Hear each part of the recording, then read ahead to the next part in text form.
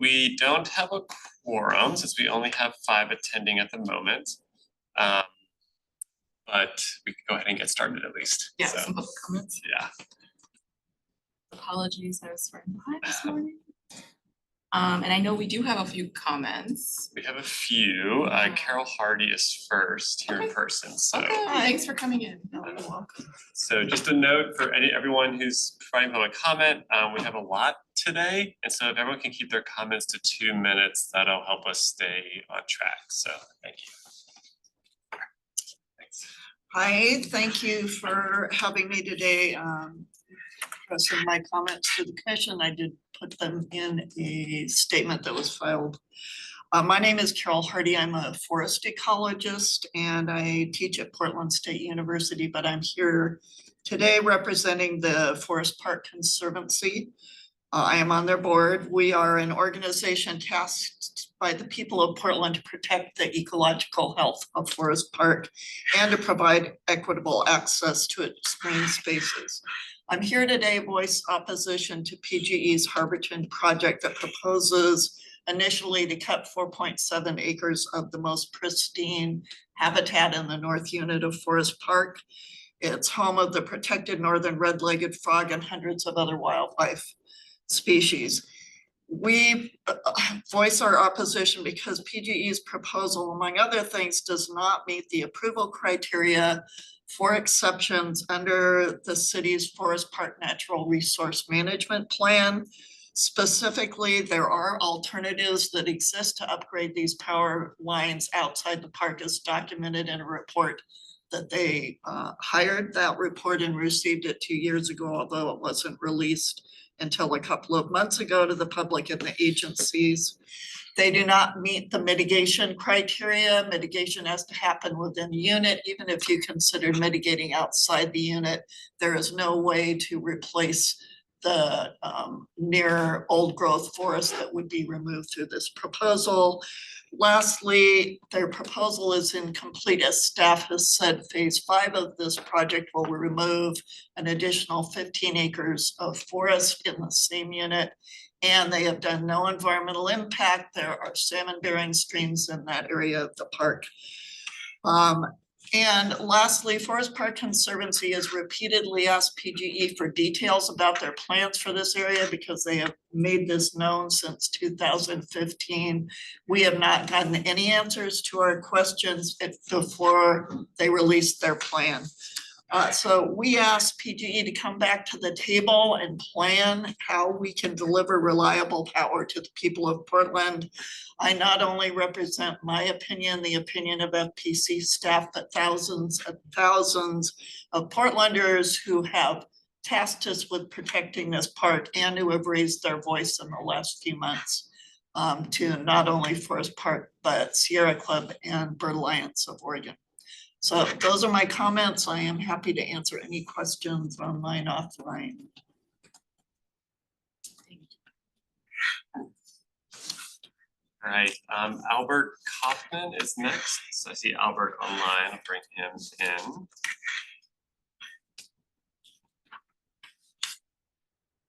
in. Good morning, everyone.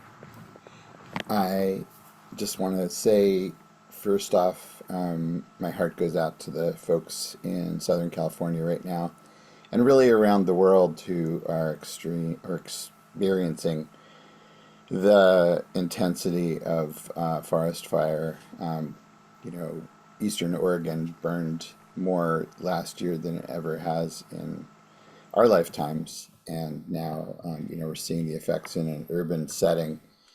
So it's a tense time for those of us who love trees and for those of us who love breathing and you know, existing on this planet, including all other species.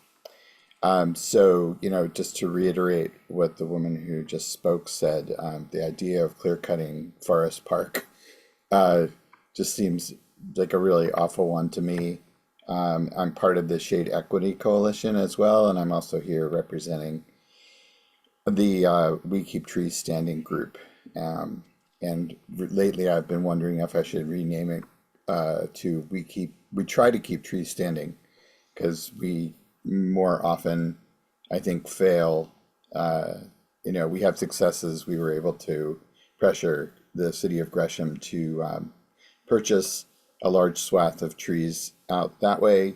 But then after the ice storm last year, happy 1 year anniversary, by the way, um, a big chunk of those got clear cut recently because property owners were worried that the trees would come down on their houses. Um, anyway, the main thing that I wanted to talk about today was, well, I wanted to start with a thanks. I mean, I know urban forestry has a tough job, and I'm very thankful for the organization. If it were up to me, it would be much more of a tree planting organization, and we would be funding groups like Friends of Trees as they have been funded in the past, and we would be planting thousands and thousands of trees. That said, I know that urban forestry does a lot of good work, and I want you all to know that the commission, as well as the government entity, I'm very grateful that we have such an organization, and I do anticipate that things are going to get more planty around our city soon.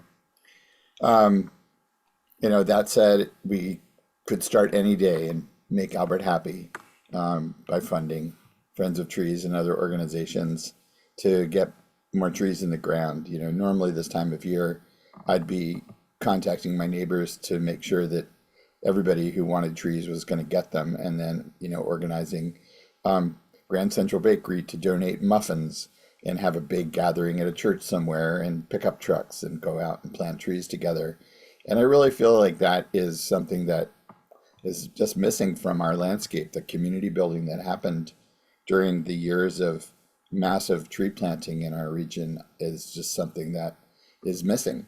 And so my hope for 2025 and beyond is that urban forestry will come to the table and start getting some money into the hands of organizations that can do the planting. If urban forestry is not going to do it, there's lots of groups around town that will. And and just finally, I'll say thanks again for all the good work that you do. And there's so many trees. I go up on top of Mount Tabor and look down and go, the canopy, how wonderful. And there's a lot of good that's happening. So thank you for all of your work, everyone who's listening. All right, thank you, Albert. You're welcome. And move on. The next on the list is Dustin Keys. I don't see Dustin. Dustin, if you are maybe in under another name, you could raise your hand on Zoom. If not, we will move on. Randy Franks. I don't see that name either. If anyone, oh, actually, I think this is, yes, thank you for raising your hand. That's right. Okay, you should be in the meeting now. Wonderful. Good morning, everyone. I'm Rehan Ansari, Local Government Affairs Manager for Portland General Electric. Thank you for the opportunity to provide public comment this morning. Like many Portlanders, PGE treasures Forest Park and respects the high threshold for doing any project in the park. We believe our land use application has fulfilled the requirements, and we're concerned that the commission has not sought complete information about the project before determining a position. As drafted, the commission's position letter contains misleading interpretations and factual misstatements. My colleague, Randy Franks, Senior Project Manager, will give several examples in the limited time that we have for public comment. We respectfully request or ask that the commission consider inviting PGE's project team, including experienced ecologists and certified arborists, to present project information and answer the commission's question before the commission determines its position.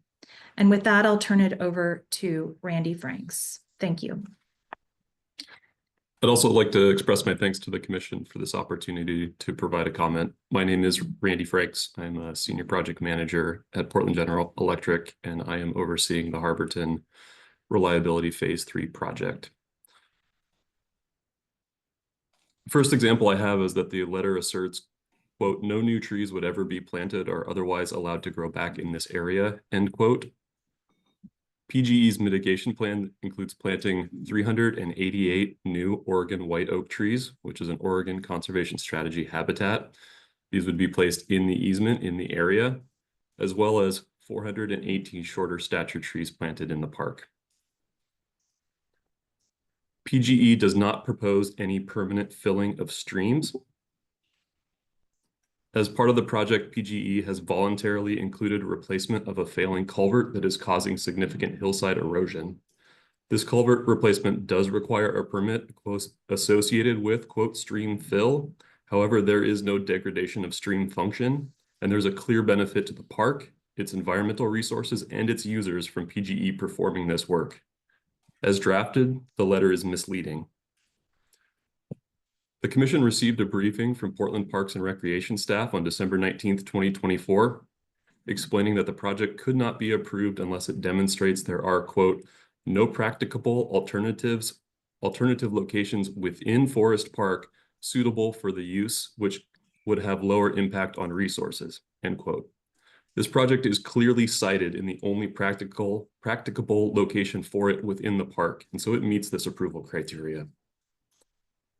Lastly, the letter notes incorrectly that multiple feasible alternatives exist outside of the park, excuse me.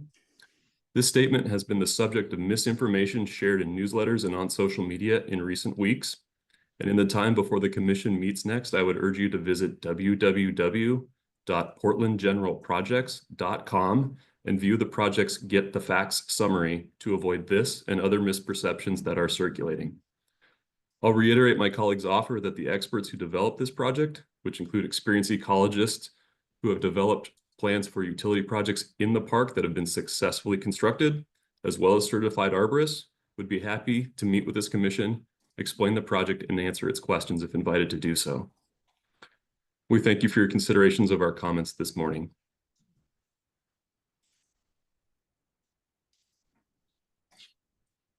Thank you. And we have one more comment. Thank you, everyone, for keeping them just a few minutes. Really appreciate that. And then Celine Burke, bringing you in as well. Hello, everyone. Can you hear me? Yes, we Yes. can. Okay. Hello, my name is Celine Burke. I'm a longtime resident of St. John's. I sent in a very detailed letter in support of the Harborton project yesterday morning. I wasn't sure if anyone had the chance to read it over. I just want to ask you all that you consider how important the Harborton project is for North Portland and its residents. It is a very detailed letter that also is in response to the letter that was just mentioned and the misinformation that has been spread and my response with some facts that are very readily available online. So I encourage folks to do their own research. And yeah, I just want to have my support on record for the Harborton project. Thank you.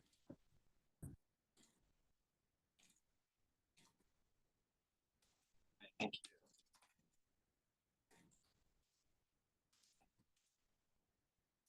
All right. Thanks, everyone, for coming and speaking, and we appreciate hearing from everybody. So we'll go to the meeting minutes, approving the minutes from December.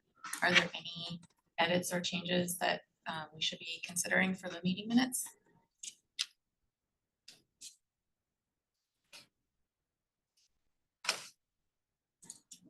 Okay.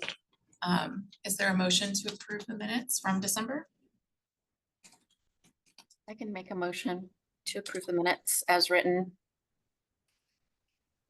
Nice, I second. Great, all in favor? Any opposed? Any abstentions? One, okay. Is that, do we have enough to, We do, yeah. okay, Yeah. wasn't here. Very cool, yeah. okay. Did Darely also raise her hand for abstention? Yes, I did, because I was not present at the December meeting. Gotcha. So it's 2 abstentions. That's okay, as long as we have a majority of filled seats. Okay. We're good, yeah. Great, okay. Okay. Yeah. Great, thanks, everyone. I think we can move on to the Forester's report. Great. Good morning, everyone. Nice to be here. My name is Angie DeSalvo. I use she, her pronouns, and I'm filling in for Jen Cairo, who is our city forester, as she was called to be at city council today. And my role with Parks Urban Forestry is as our science outreach and planting manager. And so I'm excited to come see some of you in person, the rest of you virtually, and to share Jen's notes around our city forester report. So as I said, Jen is unable to be here because she is at council today. And just so that you know, Vibrant Community staff are also at City Council, giving their first overview of the Vibrant Community Service area. All of the needs that the communities area addresses, their top policy issues, and all of the work that they'll be bringing to council. So exciting for them to have the opportunity to do that. Before I give the rest of the report, I wanted to take a minute just to introduce myself and the work that my team does, because not all of us have met. So as I said, I'm the manager for our science outreach and planting team. We are part of Urban Forestry, and our work group has about 38 full-time employees, as well as some seasonal staff, depending on the time of year. And we're primarily responsible for 3 areas. The first being science. So if you have seen our canopy studies, our tree inventory, monitoring reports, pest and pathogen work, those are all part of our science and policy team. We also do things like track tree health and survival for trees that we've planted. We work with the Heritage Tree Program and also do things like our approved street tree planting lists. That is our science team. My team also does a lot of outreach, which we sometimes call community stewardship. It's the O in science outreach and planting outreach. And our focus is to work with underserved communities to make sure that trees are equitably distributed and that we really bring the services and benefits of trees to all of our Portlanders. So we do a lot of public education programs. We work with youth programming, like our youth conservation crew. We have volunteer programs, our neighborhood tree stewards program. And this year especially, we're kind of doing a bit of a pivot to do a lot of focus on advertising and promotion for upcoming tree planting opportunities. So I'll talk later today about the Equitable Tree Canopy Project, which is bringing a lot more tree planting to our city. And when you do that, you have to be able to share the word and get that word out there. We do a lot of that independently, but we also work with paid partners to spread the word and some marketing and advertising efforts. We also have a large portion of our team is focused on tree planting. And we plant thousands of trees every year, and that number is growing thanks to new funding. And my team does everything from contract management to tree procurement, volunteer planting with schools, students, and other volunteers. They're actually out there making sure that not only do the trees get planted, but that they are cared for and established, and that the quality is great, and the city's getting what we're paying for with our contractors, who are excellent partners to work with in this effort. And then we also have some support from folks who do things like technology and tree procurement. So that's just a little bit of background. Thank you for listening. I just really wanted to share. And I think as the commission thinks about things that they want to hear about from urban forestry, you can consider some of the topics that I've shared that my team does, and we'd be happy to come back at any point to share information. All right.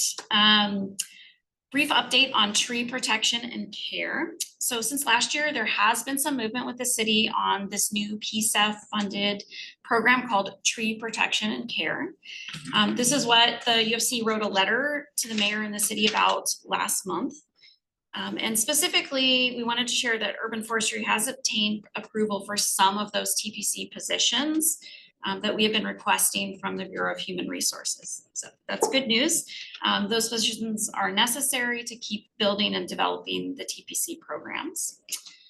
One example is a position requested to lead development and implementation of the new private property tree care program. That's now been approved.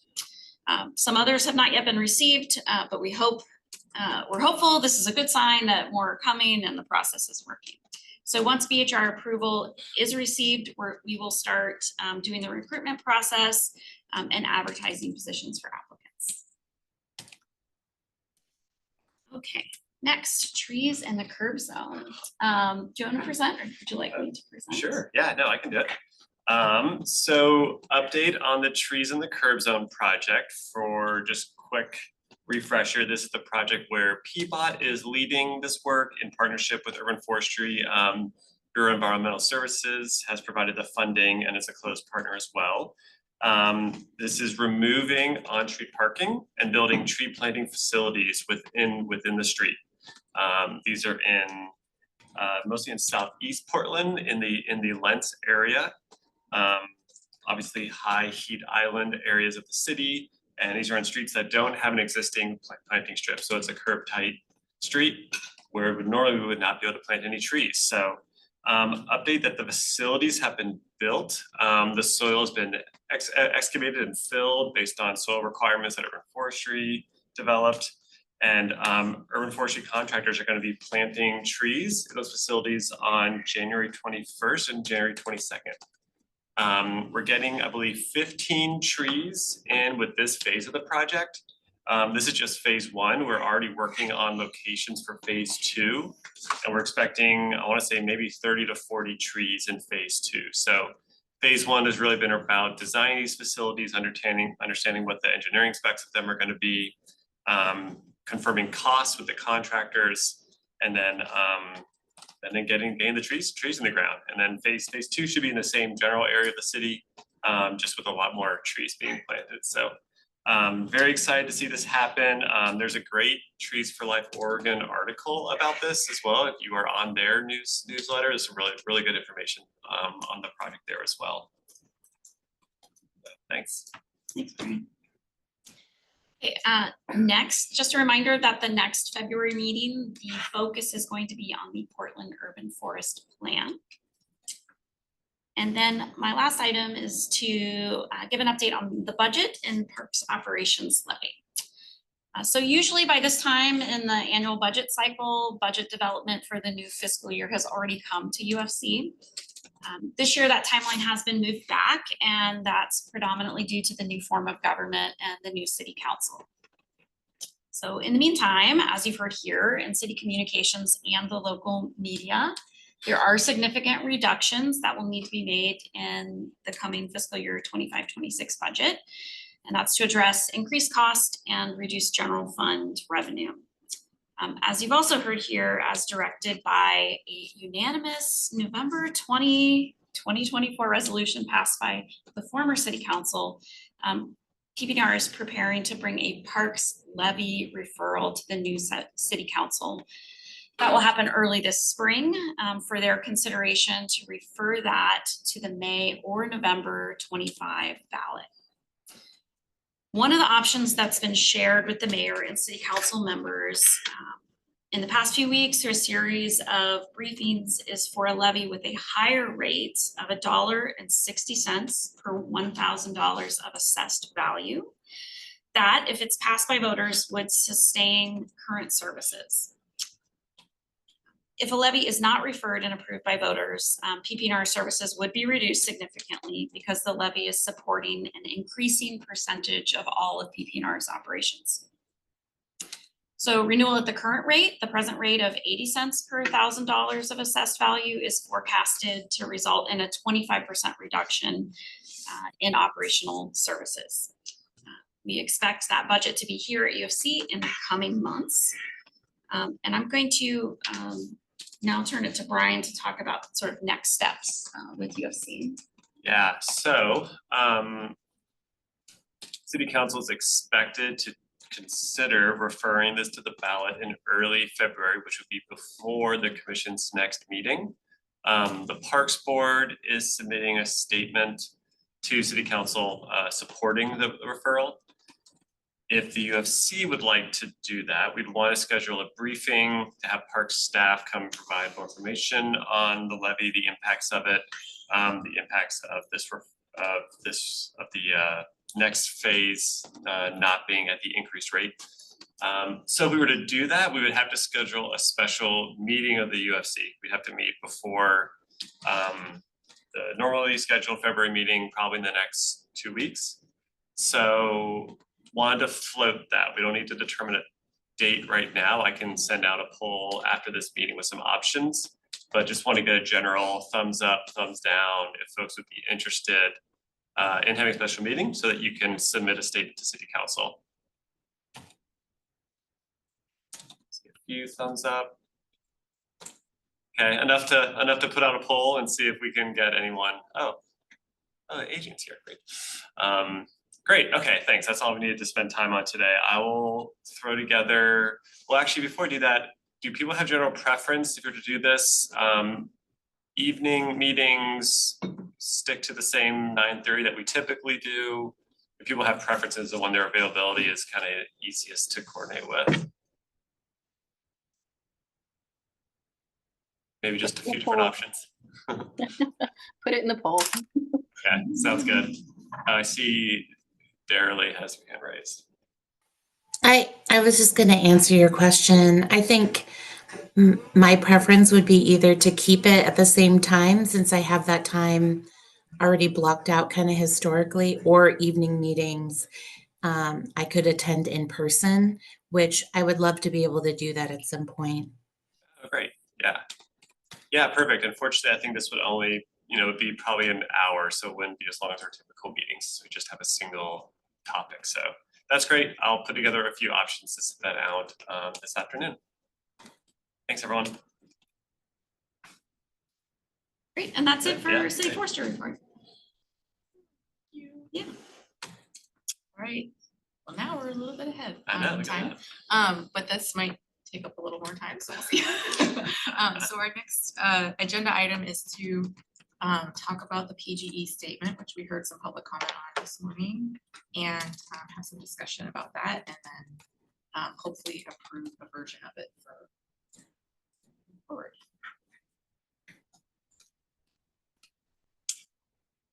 I think we all have a copy of it in our email. I'm gonna pull mine up just.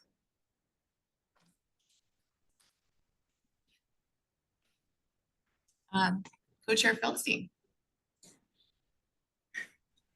Yeah, just a quick comment, as I was listening to PGE, I was wondering, what Casey and Bruce thought about any revisions to the letter. And of course, also the offer for PGE to present. I'll just throw out my hit. I think we probably, it would be my opinion anyway, that we probably shouldn't delay our letter or our position. But the question is, yeah, I'd really like to hear, I don't know if Bruce is here today. I didn't hear him speak, but Casey, what your thoughts are coming out of that. Yeah, thank you. My first thought is I would love to hear more from PG. I would very much like to take them up on the offer to have a meeting or discuss with us kind of what their plans are. I did take notes of the critiques, and I did note that there were many more points that were made in the letter that were not noted. So I know that they only had a few minutes to make comments. So I think it would be really nice to talk with them and be able to have that meeting. However, it doesn't change my position personally and professionally, because the point is not do they meet the standards. The point is this is something that shouldn't happen, period. So I would love to still talk about it nonetheless. So I think it's I don't want to delay it either, but I'm not sure if there is a particular reason that we need to move it forward other than the the land use meeting that's coming up. I would like to make sure we have it in by that. So I don't know if we have time. Commissioner McMillan? Oh, Yes, I do like our stance and I really appreciate the letter.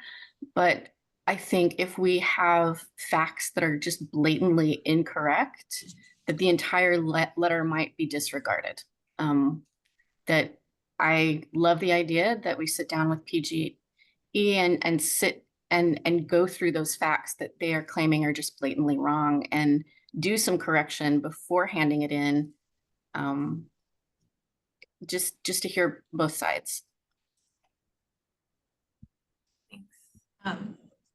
So the presentation made by Randy where he was, or Mr. Franks, where he was citing various issues where we were factually incorrect. And he cites all the trees they're gonna plant. Planting a lot of oaks, Oregon white oaks, that maybe in 200 years will have some size. And what's gonna be removed are a number of Douglas firs. The habitat that both of those provide is completely different. Time frame is completely different. Placing small trees in the right-of-way space underneath these wires, yes, that provides a different kind of habitat. I just don't see how if this is mitigation, it is certainly not mitigation to recreate or enhance the goal of creating an ancient forest. They are no way equivalent. On the stream situation, I can't comment on that.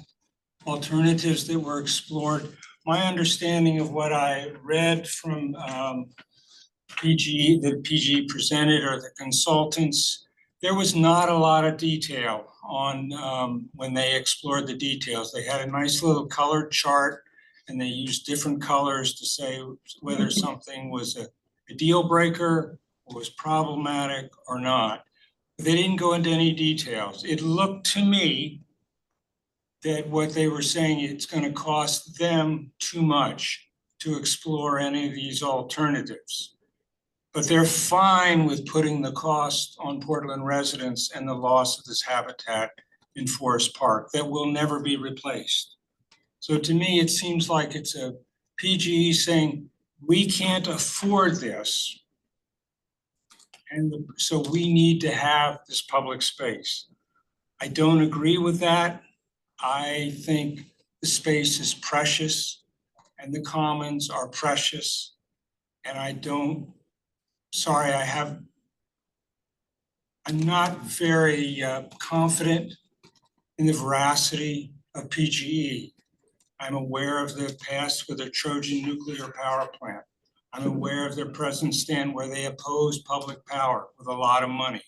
I do not trust their statements. I know there are a lot of good people working there, and I'm sure they're very conscientious, but I think it would be an egregious mistake for us as the Urban Forestry Commission to put off a decision to hear more information from them, which would mean we would not have time to address the, I think, is it January 29th, here at the hearing officer. And I think it is essential that we get our viewpoints placed then, because that is where the decision will be made until whatever decision is made goes to court, which I expect will happen.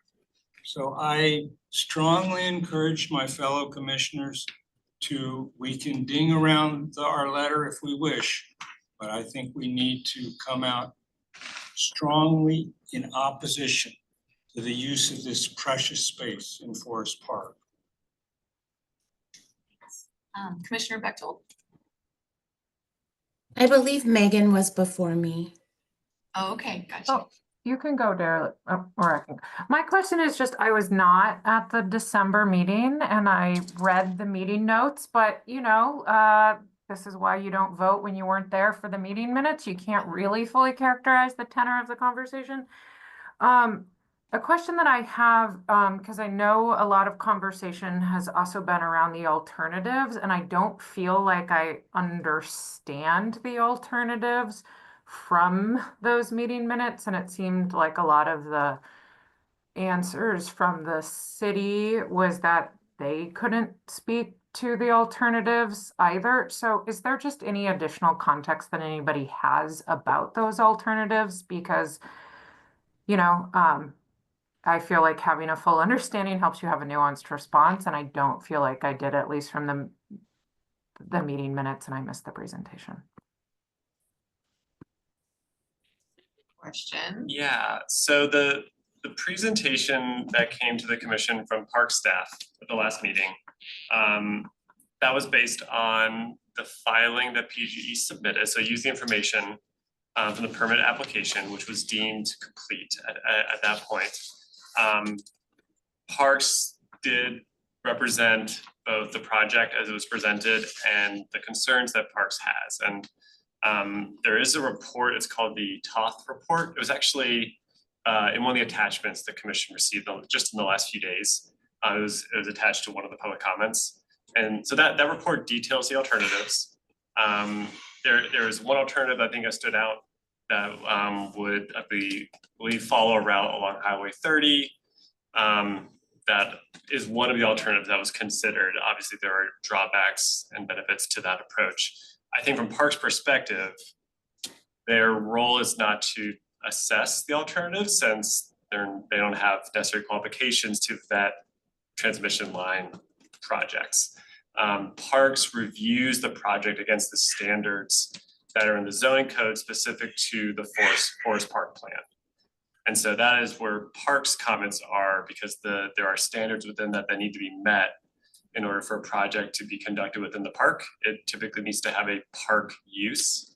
And so that's part of the objective that Parks has, or of the objection that Parks has, is about that the proposed project does not meet the standards that are in the forest park plan that are part of the zoning code.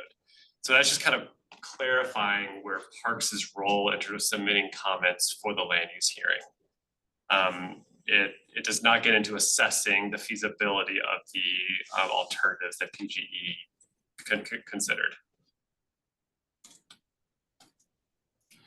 Commissioner Bechtold? Hello.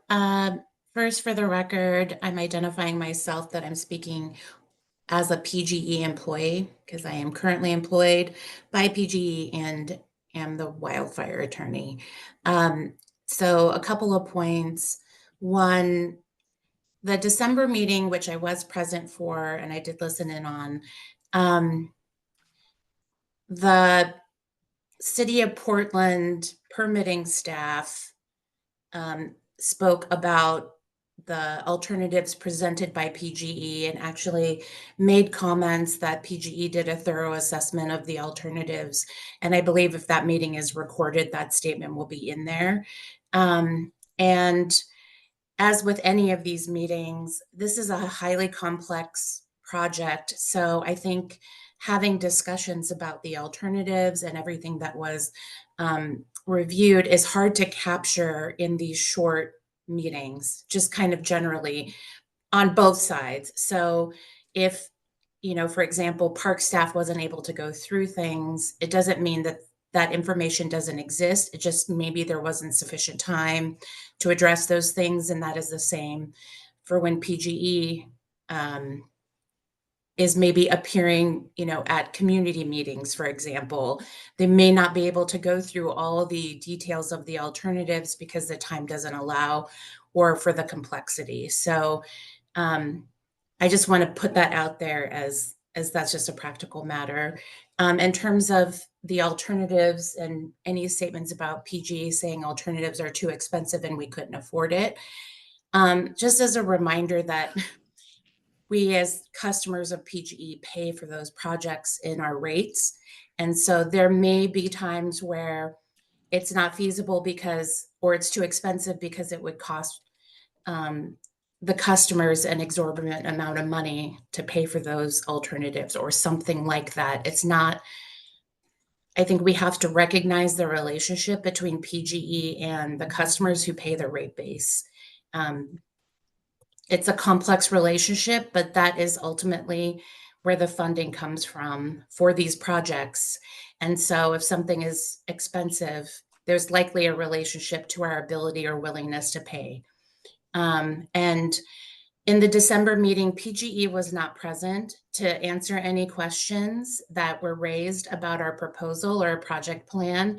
And I do encourage the commission to think about receiving information from one viewpoint. I have recused myself from the letter because of my conflict of interest.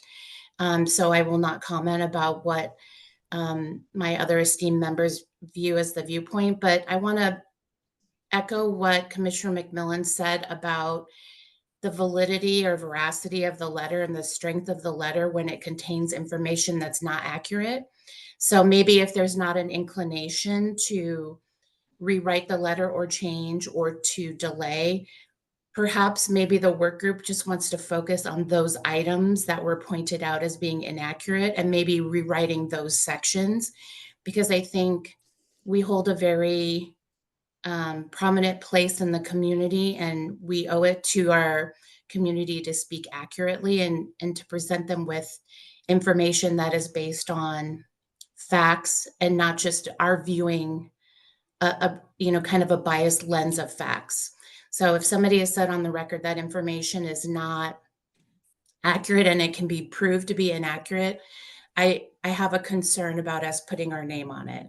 So I think there's a pathway forward with submitting the letter on time, with maybe just focusing on those items or maybe doing some fact check and rewrite.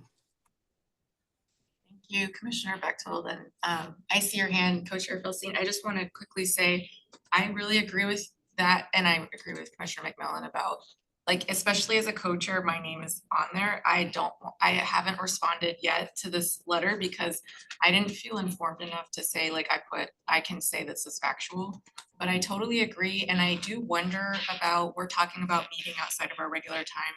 Is there an opportunity to hear from PGE in time to still get this letter submitted in the timeline that we have? That's just a wondering, because personally, while I think a lot of us have really deep feelings and values around this that aren't going to change, I do believe in having the best information that we can to present our position in the best way. So that would be my personal preference. But Co-Chair Feldstein. Yeah, I want to do either third or fourth, I think, at this point, to say we want to be able to submit our opposition, but stick to the facts. And I like that idea of minor modifications, just to make sure that we're not misspeaking or not going, wavering into areas where we don't really understand enough to say something. I think it's important to get it in a timely manner. On the other hand, I also, in general, I think it's a poor idea to receive an offer to speak about any controversial issue, and not take that up. So even though the Parks Department has got sort of a more narrow scope of what they could think about or address, we're citizen representatives, right?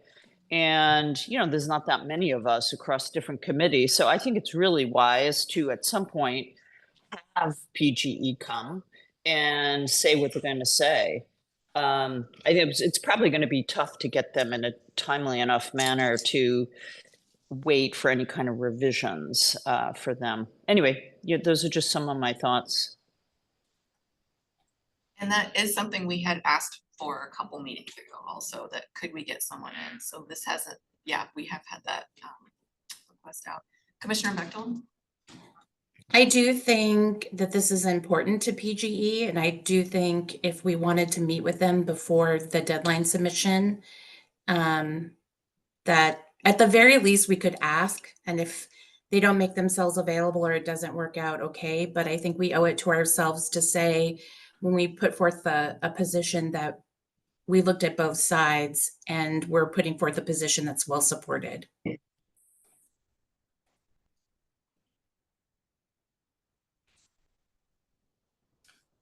So I will check with park staff to see if there's any concerns about doing that. I did raise, the commission expressed some interest a couple months ago about hearing from PGE. I brought it up and it sounded, the response was that that's unusual. But I'll bring up again, particularly given some of the concerns that have been expressed today. So we are planning a special meeting in the next few weeks anyway. That would likely be before the 29th as it is. So yeah, I'll look into that this afternoon. Thank you. Commissioner Vandermark? Thanks. I don't know if this is a good idea or a bad idea, but I'll just put it out there. I wonder if at that meeting, right, because I think having if we're going to try to host a public meeting and bring PGE, if Parks also wanted to come back and present so we could kind of hear it all at the same time. Again, I don't know if that's possible, but if it was, I think that would at least be valuable because then I think it's easy to be swayed by whatever you were hearing. I'm not saying we would do that, but I think it's important to have that opportunity if possible. So,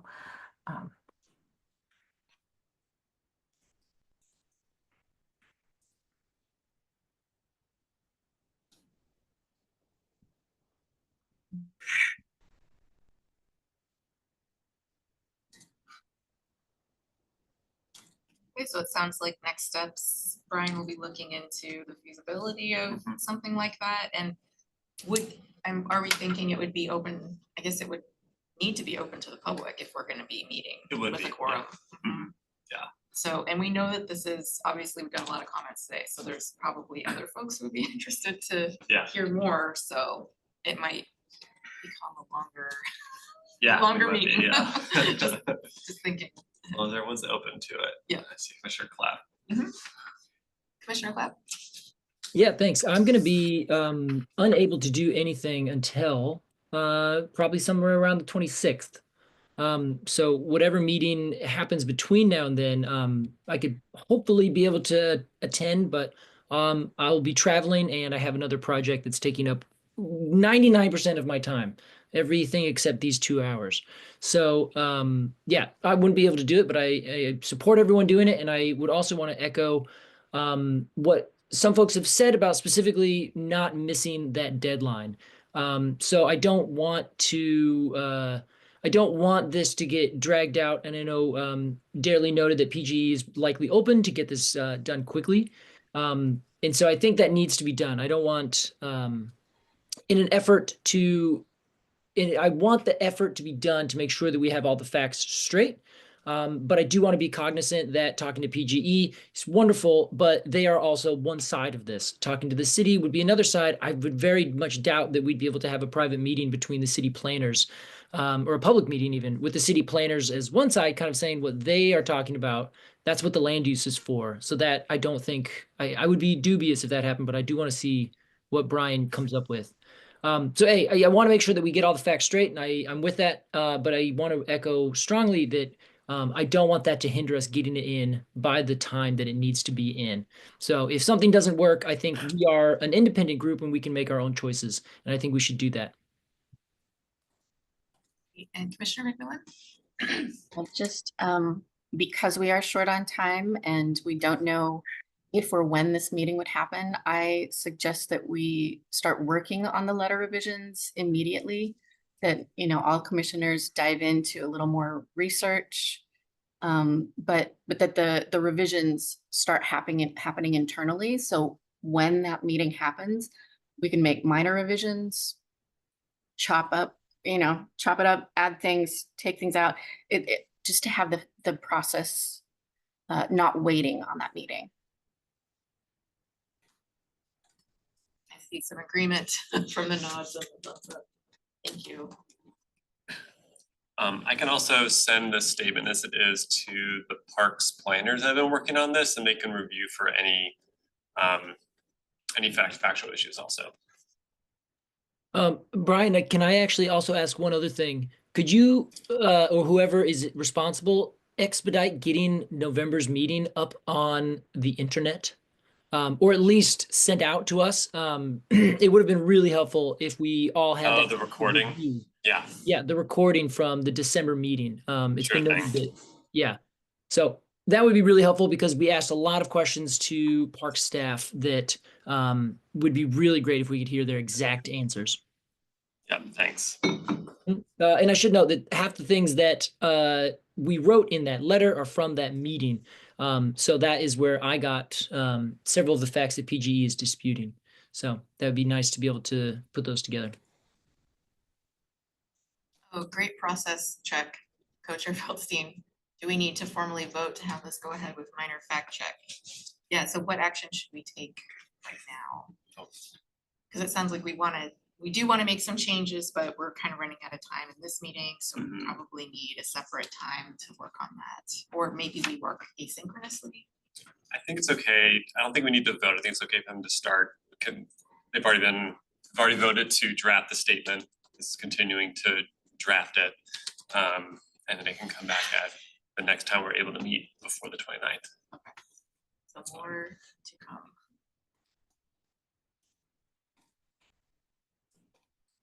And I am happy, sorry, I'm happy to help with the letter writing if Casey's time is sparse.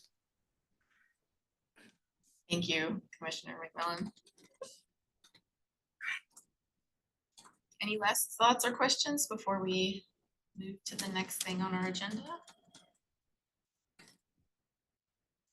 Thanks, I really appreciate this discussion and looking forward to digging in a little bit more to make sure we can really stand behind our statement. That is the best information that we have.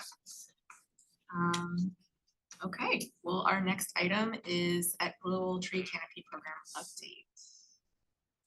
Great, thanks. Back to me. Brian has a couple slides he's going to share for me.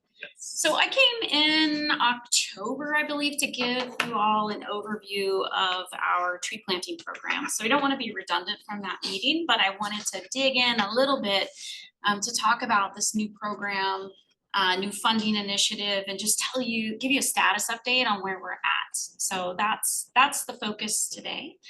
And what I'm talking about is the Portland Clean Energy Fund. It's actually two separate projects that I want to share info about. The largest is called the Equitable Tree Canopy Program, and then the second is the Private Property Trees Program. Brian, advance. And so just to again share the basics, Equitable Tree Canopy, we call it ETC. It's a 5-year funding program as part of the Climate Investment Plan, and it covers from fiscal year 24 to 28. That means we're a year and a half into it. That is a $40 million funding package for tree planting, care, and outreach. And then PPT, or private property trees, is a smaller $7 million project, also 5-year funding, but it started a year later. And I'm sure you all remember the Environmental Services Tree Program. This is the transfer of that planting program from environmental services to parks as part of the government transition, and then being funded by PSEF. And so when I talk about like managing PSEF funding, we do this as a group. We're not managing these pieces completely separately. So today the update is on these two programs, and overall it's about $47 million in funding. More than half of that is going out to our contracting community and contracts, and pieces of that program are still in development. So that's what I'm sharing with you today. The projects have required us to hire a lot of new urban forestry staff, and I am excited to announce that is now complete. We are fully staffed, and we have 21 new urban forestry staff working on this very large planting program that will be delivering more than 15,000 trees planted, many of them established throughout the city. We have an advisory work group that is managed and appointed through the Clean Energy Fund, and Casey Clapp is your representative on that group. And we'll have time at the end for a bit of discussion about what's been happening from Casey's perspective. And then really, although it's 5-year funding, the whole point is that we're building capacity within our system so that we can keep going. And we anticipate the funding will continue if we do a good job and meet our milestones and are able to show that this can work. And so I feel like I've been in major growth mode as the manager for many years in tree planting.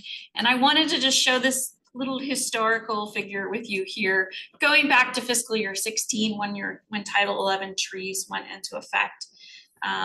Essentially, we had zero funding as urban forestry for tree planting, other than for some replacement trees in our parks.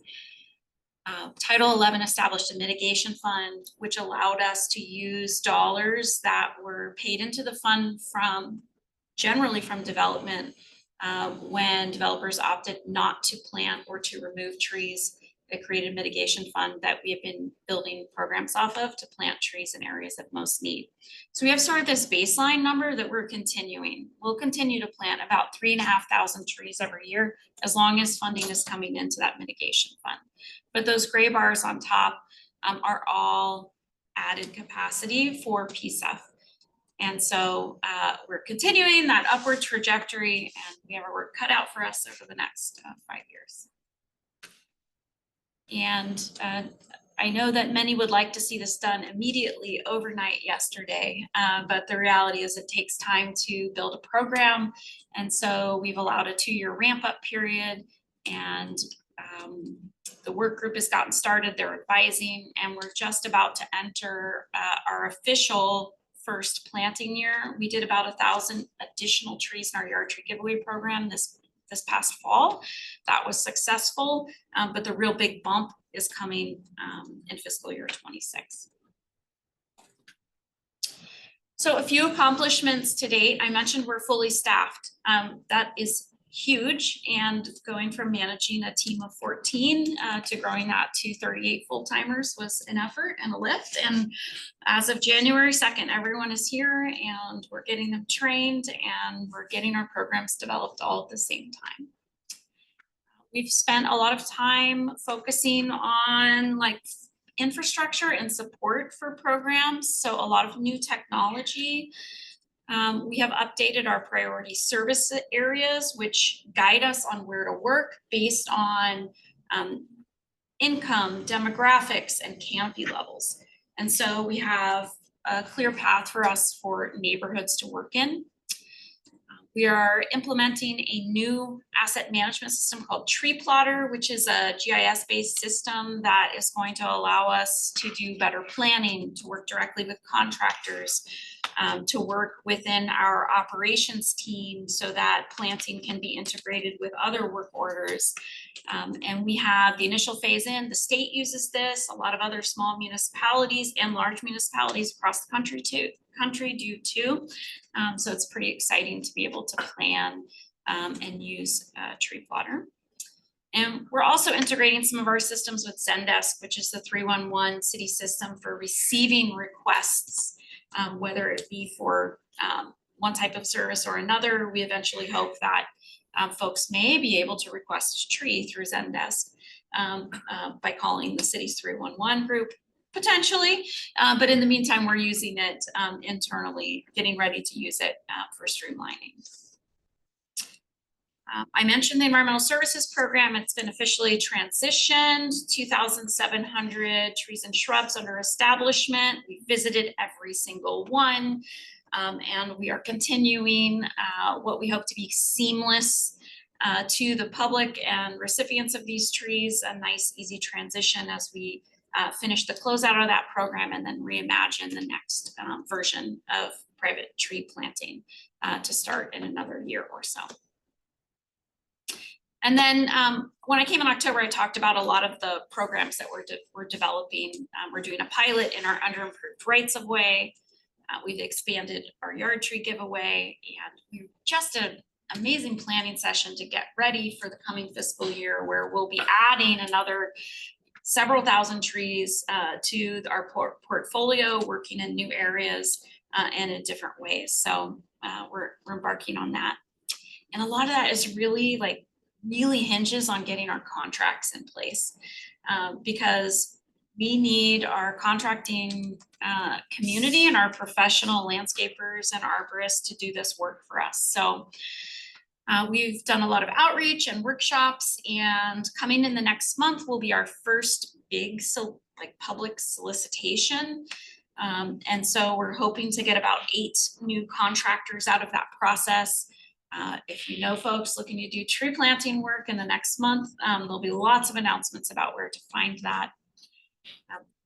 We have also been setting up small contracts with small businesses, emerging businesses, minority-owned businesses as sort of an introductory level contract for this work to get them trained and prepared and competitive with some of the larger companies. And so they'll be planting in Kenton neighborhood this year with side by side with our team.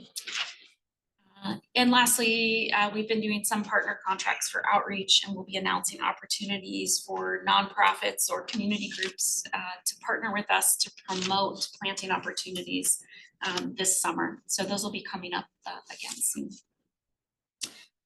So that is my brief update. I'm going to turn it to Brian to talk about the work group, and then we all have plenty of time for questions. Yeah, so as part of the program development, PCEF has convened the Equitable Tree Canopy Work Group. So this is intended to be a community advisory group.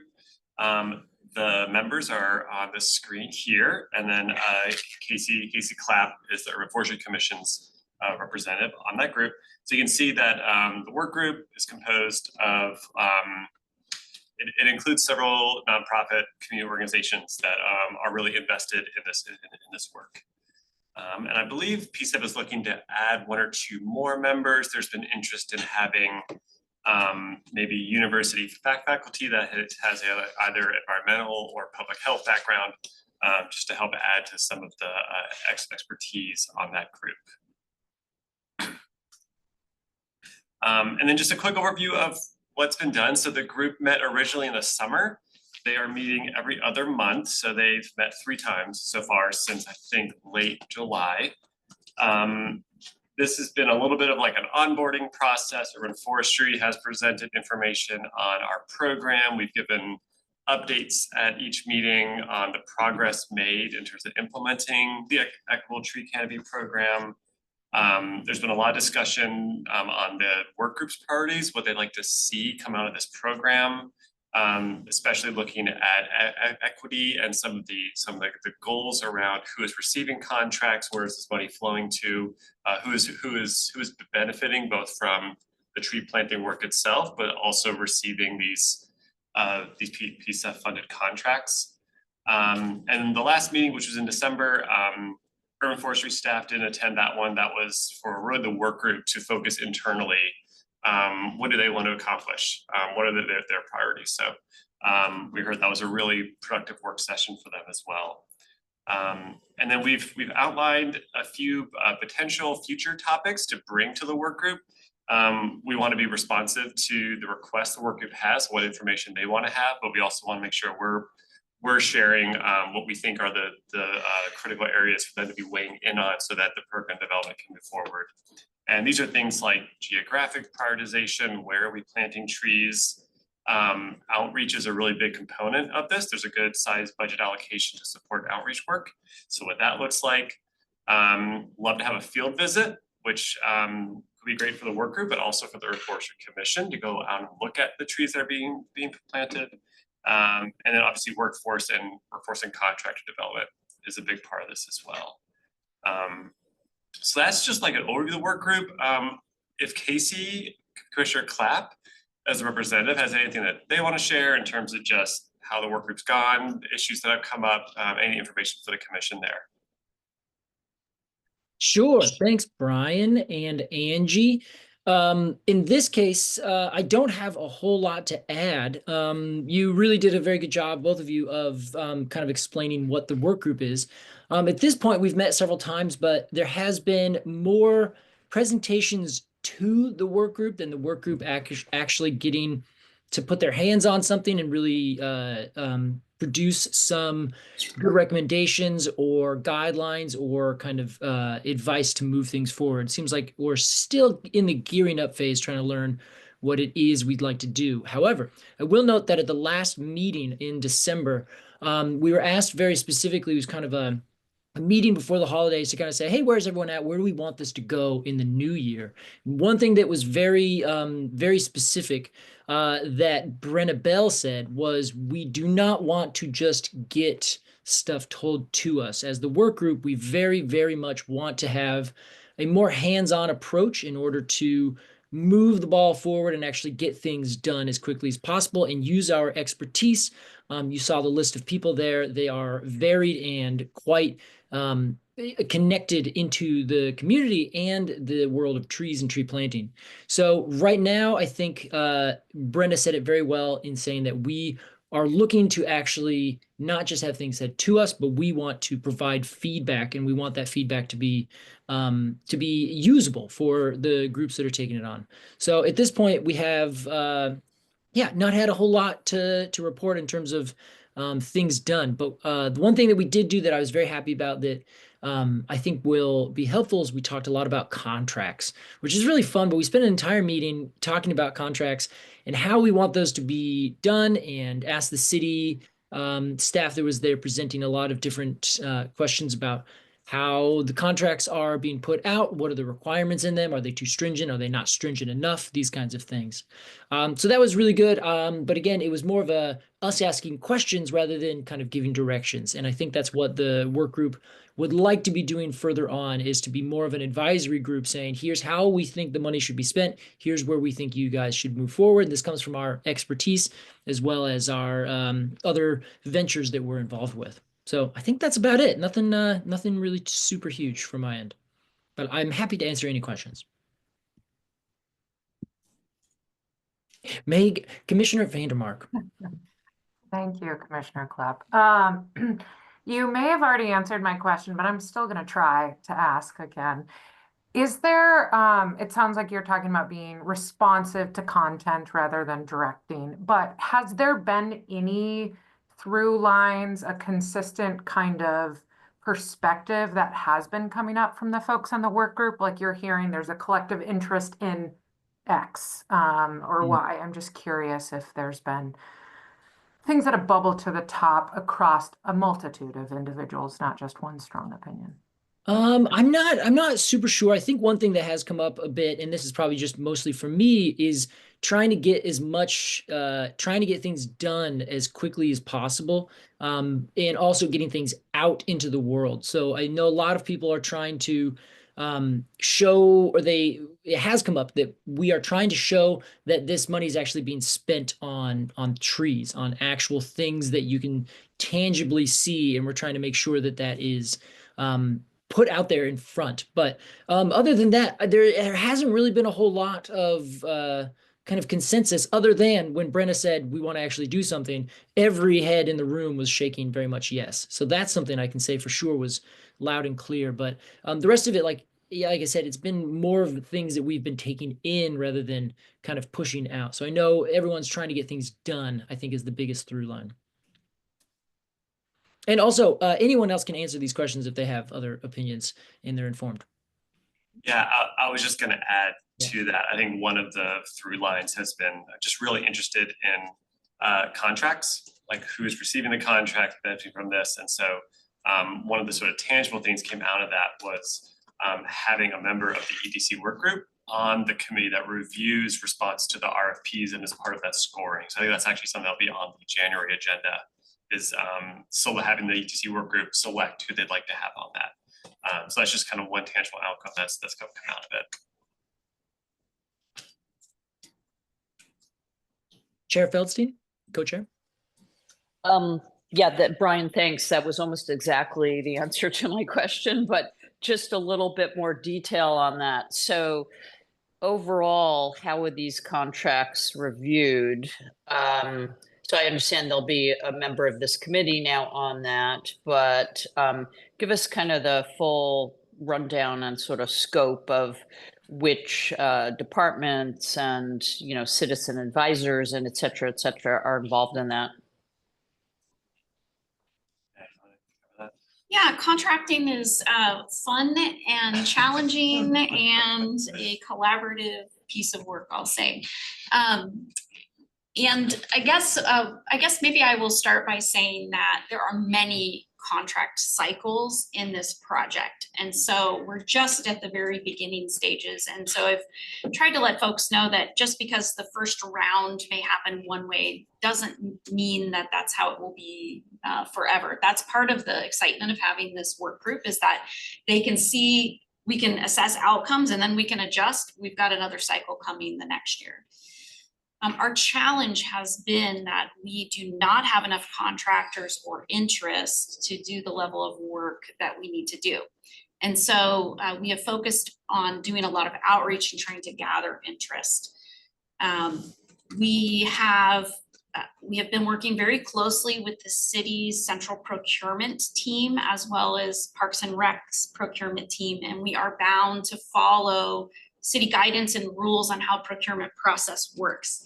So in some ways, we don't get that much of a, we have to follow the rules and go with what they suggest. So, and we're actually in the decision phase right now for exactly what this solicitation will look like in this round one. And there are a couple of options and ways that, like the inclusive contracting group at the city is advising us on the path to take that they think will be of most benefit, so that like one big company doesn't get all of the contracts. And so we're really taking their expertise into account. So sorry, that's a long prelude to your question, Adrian, but it can go one of two pathways, but regardless, there is space and time for review by folks who will be on the review committee, but we have defined that we really want space not just for technical experts from urban forestry, but for someone from the work group. So depending on what type of solicitation is, it could mean rating and reviewing and ranking according to a matrix, or reviewing qualifications to make sure that we feel confident in the contractor's ability to do the work. Does that answer your question? Thanks, that's very helpful. Just a clarification, so it is an urban forestry managed review group, correct? And it might be helpful, I'm sorry, I probably haven't seen the materials you had on this, but I think it's really important for us as a kind of a community advisory committee to sort of see, where is this at now? How might it change? Where's the locus of control? Who are the types of members you're trying to solicit? What are the review criteria? Sort of like a little handout on that. It probably exists. Again, I apologize. Well, because we're still waiting for the final decision with central procurement about the route that this will take. That info might change, but I'd be happy to provide that. Not a problem. Yeah, we really are aiming to be transparent and clear, and contracting is huge. I mean, it's half of the budget of this project. Folks should know how decisions are made and where the dollars are going. Commissioner Clapp, I had a question. I was looking at who's serving alongside you, and I just noticed that I guess for some reason I was thinking there might be like culturally specific organizations represented, or and I'm just wondering, are those voices getting into the mix of the folks who are really connected to the neighborhoods that are being prioritized for tree planting? I am not 100% sure. I mean, the list that's there, I'd have to go back to look specifically. But I'm not sure that is that there's anyone on that that is specifically from like Verde or any other group that is kind of more neighborhood based. Most of this are people who are in the tree advocacy world, us being the Urban Forestry Commission, of course, Friends of Trees, Bird Alliance, Nature Conservancy, those kinds of folks. So that is, there's nobody that is on the council saying, here's, this neighborhood needs it more than this. We're depending on the city's outreach, I think, mostly for that, as well as the PSEF committee's work to figure out who exactly and where exactly priorities should be placed. But I don't think that there are, as far as I know, obviously from here, there's no one who's specifically from one of those groups. But I also did not put this together. I know that PSEF has done a lot of that, and our job is to try to figure out how to best facilitate that money getting spent. Where that's money getting spent, I don't know that that's 100% our scope. but I'm sure that, of course, those things are connected, so it should be. Always something I hope to see, because I know, when we're trying to prioritize, like, that, nothing for us without us, like, just having those voices at the table is so important, but I don't know, hopefully. Yeah, I'll bring that to the group at the next meeting. Well, I might send it in. I don't know that I'll be able to actually make the next meeting, but I will try. And so I think, yeah, I'll bring that up to the group and ask how that is being accomplished. Yeah, and I'll just add that part of the purpose of this time right here is for the commission to share with Casey perspectives to bring back to the work group. So that's great. PCEF is responsible for convening this group. And like I mentioned, I think they do plan to do an additional recruitment. So this is exactly the kind of feedback that I think they would want to have. Yeah, that's my personal opinion, but like, I'm just thinking of organizations like ERCO, serving immigrants and refugees. You brought up Verde, like there's many, culturally specific groups where like it would be fantastic for them to be able to really bring some authentic need and voice into that decision making. I think that also informs what the outreach work will look like, because there will be money going to organizations to do the outreach around this. And so I think those are the kind of partners that are envisioned as part of that work also too. Yeah.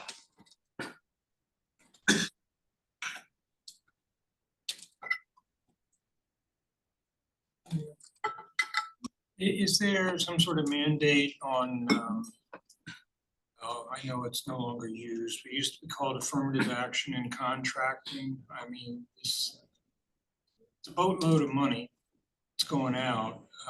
And is there priority given to BIPOC businesses or workforce training businesses? Is that part of the mandate? My understanding is for PCEF it is, but I don't know, is that incorporated?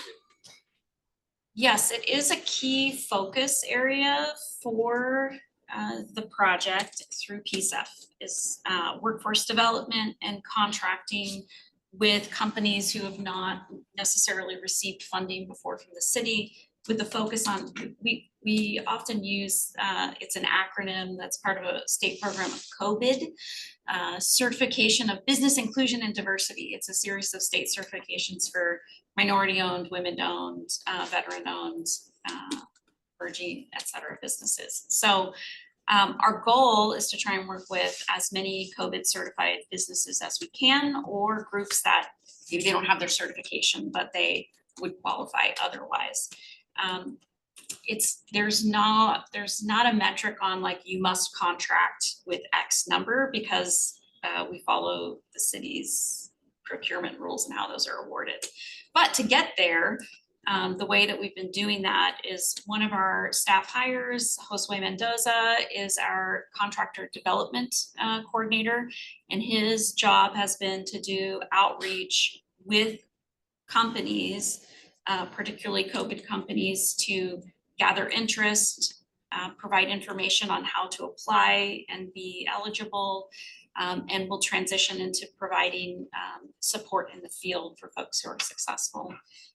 And then we've also been working with the inclusive contracting team at the city to figure out how to build these contracts in a way that we're going to get this outcome and not fall into just awarding to someone who knows the game. I know I've said this before, but I'll say it again. It is imperative that these PCEF funds, when they're used, there needs to be really positive publicity that they're meeting the mission of PCEF, because there will be forces at play to eliminate this program. So it is imperative. There has to be PR going along with it at all stages, or else we will lose it. And that would be an incredible blow, because right now we do not have an alternative to replace those funds. Are correct. Commissioner Vandermark? Well, and I just wanted to make a comment related to just contracting and workforce development. And I do just want to just say out loud like that, there's a I do want to, you know, acknowledge the city's efforts around this. Like, it takes time, and I really just want to acknowledge that as someone that works within this field and works with a lot of folks, and we try to do this work, and we have our own workforce program. There's some really legitimate barriers to the increase within this area, and some of that is the upfront cost of equipment rental. Like, if you want to do watering, for instance, to be a contracted waterer, you can rent a truck. It is deeply cost prohibitive. Or you have to buy the truck and then the watering tank. And so I just want to acknowledge I do see a lot of efforts to try to build, but the building process takes time if we want to do this well and thoughtfully and bring people along successfully within it. So I don't think that is lack for not seeing the effort, that I just do want to say. I think I'm seeing it, but like it's going to take a lot of that upfront initial investment and to help folks remove some of the barriers to stepping into this capacity.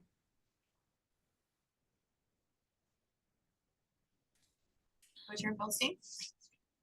Yeah, I want to second kind of what Megan was saying in the sense that I think, you know, the initial round of PSEF funding had more limited success because of the lack of qualified contractors. And I'm hearing that again from Angie. So, you know, to sort of have this group hear more about the development process and how that's going to evolve over time, sort of the lifting up of folks in the community to be able to meet this need would be really helpful.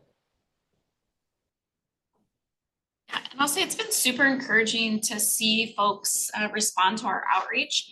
So although our past contracting, it's been challenging to find folks, I do think that people are they're hearing about the opportunities. And so the fact that we've been able to have someone focus on that outreach, there's just a lot of barriers to getting a city contract, you know, whether it's the paperwork, the RFP process, the way invoicing is paid, a lot of things in the system, like it's challenging.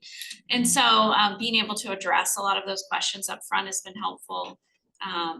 We had 2 workshops this past fall, one in Spanish, one in English, and we're really tapping more into our landscaping contracting community, because the type of work that we're doing, it's not, I think initially we all think, oh, there are arboriculture companies, but not necessarily. So working with landscaping companies who've been doing very similar work and trying to shed light on the process by which they go through the application and can structure things to be successful has been really great. And we're getting lots of interest. The other piece that is of interest to folks is there is a minimum wage requirement paid out on projects. And so the cost inevitably will be higher than what we've paid, but workers are going to receive a minimum of 180% of minimum wage. So that's currently almost $29 an hour when working on PSEF projects. And that is a key intent of PSEF, is to provide living wage jobs. And so that has definitely been of interest to many companies. A barrier for others, but of interest to many.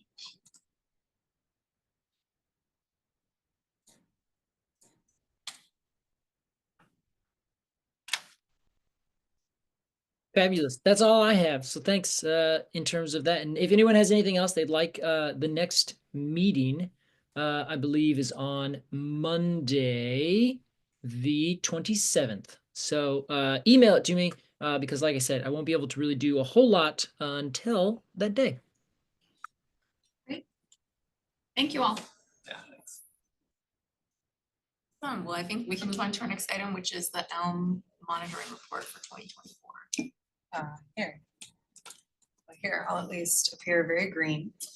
I can go ahead and share that. Say it so it's true.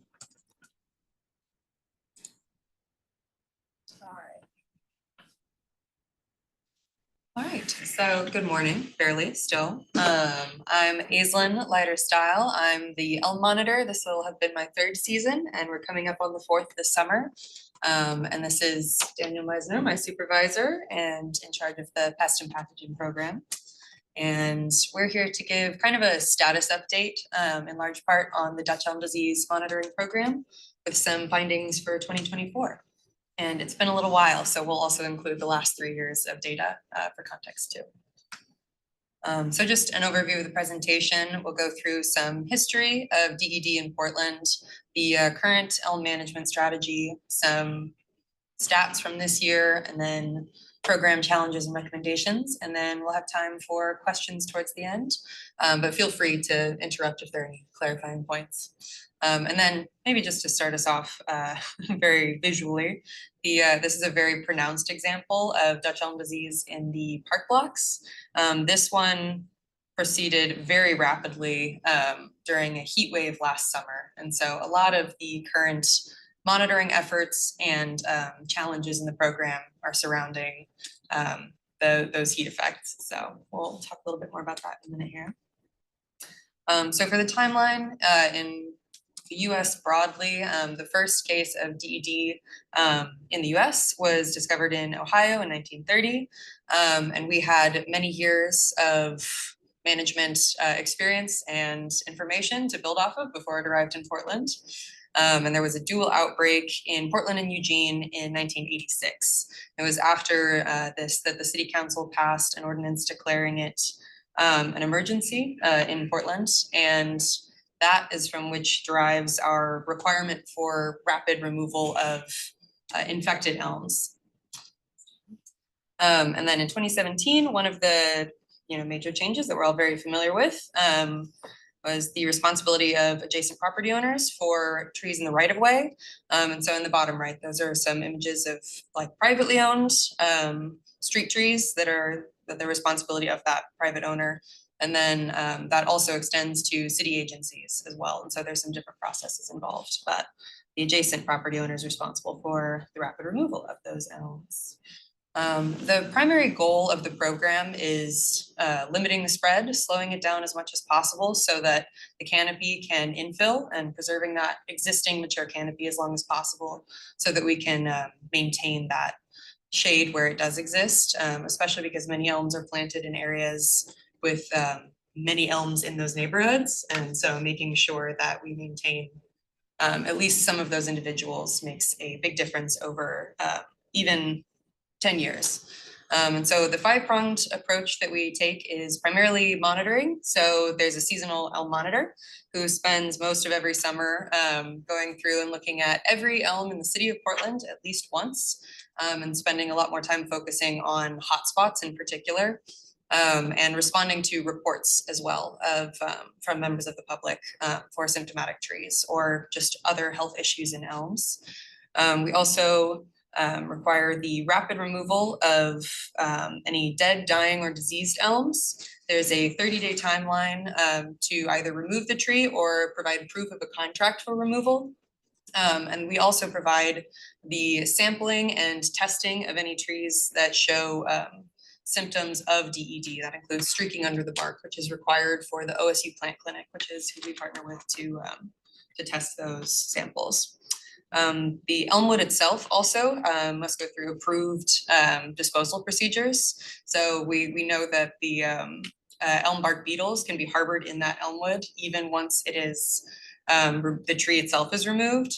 And we also see a lot of our infections starting in the canopy. So we know that the bark beetles are a frequent vector, and that's how a lot of our infections start. So we will mitigate that as much as possible.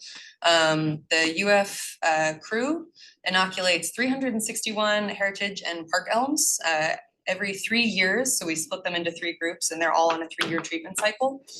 And then for education and outreach, there's an elm pruning moratorium. And so making sure that owners and contractors are all aware of the April 15th through October 15th pruning moratorium to prevent any damaged elm wood to attract the bark beetles and try to limit the spread, just keep them as healthy as possible through those months of vulnerability. And then a lot of community outreach while doing site visits and making kind of ongoing connections, especially in hotspots. The like neighborhood tree groups have been particularly helpful. And even former organizations like Save Our Elms still have some of that community infrastructure that can be very helpful for distributing that information. So there are a lot of areas with members of the public who are very familiar with Dutch elm disease. And so up top, you can see the crew sampling an elm that I couldn't reach. And then at the bottom, you can see we inoculate one of the park elms from a couple of years ago. So for this year, we saw 50 elms removed. This is specifically as a result of the monitoring program activities. This doesn't include emergencies and removal replant applications. There was, as you can see, something of a spike in 2023 that was likely due to the heat events, as I'm sure you all remember very vividly, as I do. We also see a pretty consistent gradual decline in the mean DBH of elms removed. That's to be expected given that we're seeing more and more of the mature elms being removed and seeing some of those younger elms make their way in, but we're slowly clipping off the top end there. And then hovering as it has for around our 10-year average here of around 47 elms removed per year. So around that 50 elm average, we stick at about 1% population loss year over year. And then as you can see, our updated courtesy of the street tree inventory as well. We currently have 4,903 elms inventoried across the city, and there'll be some more updates to that as more elms are planted as well.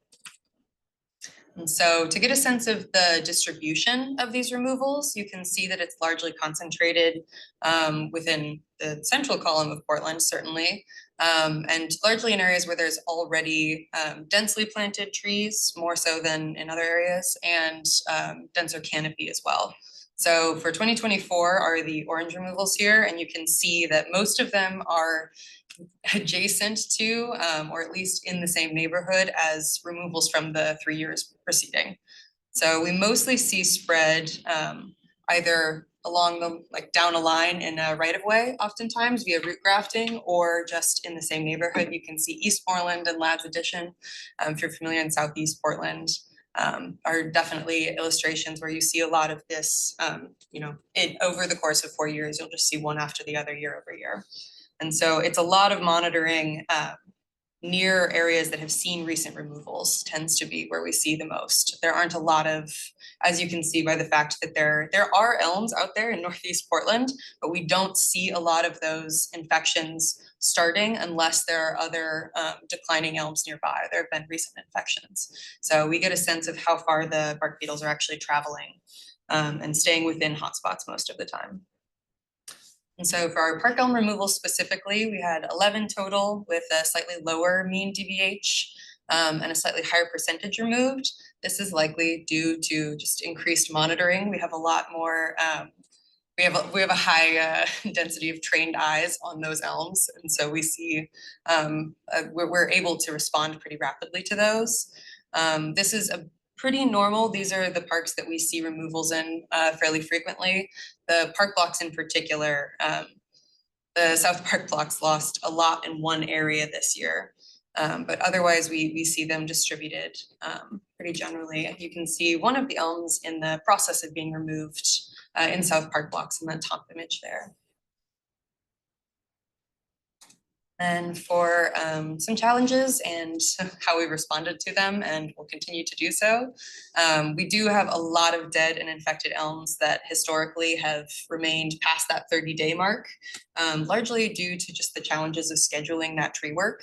It is very difficult to move this process through at that rate with our code compliance team, to which those elms are referred once they're noted as dead, dying, or diseased.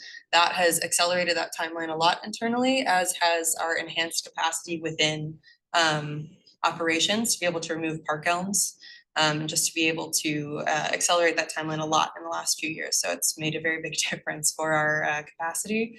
We've also seen with these heat waves, very frequently there will be elms that decline too rapidly to get a viable tissue sample. So it has to be live affected tissue, and that can be very difficult with, as you saw that elm in Park Blocks at the very beginning, that went from a healthy tree to looking completely flagging throughout the entire tree in about 2 weeks. Thank you, Brian. If I can show you here. In fact, this one is a striking enough example. But that happened over the course of about 2 weeks. It went from flagging in one branch of the canopy to just completely torched, mostly due to the heat stress. That happens relatively frequently. We usually see at least 1 or 2 trees that advance that quickly throughout any given summer at this point. And so we anticipate that continuing. We've shifted toward referring those declining elms on the basis of condition to the code compliance team, and then using testing specifically more for tracking purposes. After talking with the OSU Plant Clinic staff, a lot of those diagnosticians agree that it's probably not because these trees aren't infected that we are having a hard time seeing positive tests, but just because we want to make sure that we're not relying on elms that are declining that rapidly to test positive in order to be able to address them appropriately. We've also seen, in the same vein, we've seen a much wider window where the leaf out is happening a lot earlier, and we're seeing cases starting even much later. We'll see infections beginning into October. Our last tree referred to the code compliance team this year was in November. And so we're seeing that seasonal window extend pretty significantly. And so that monitoring has to be extended along with it.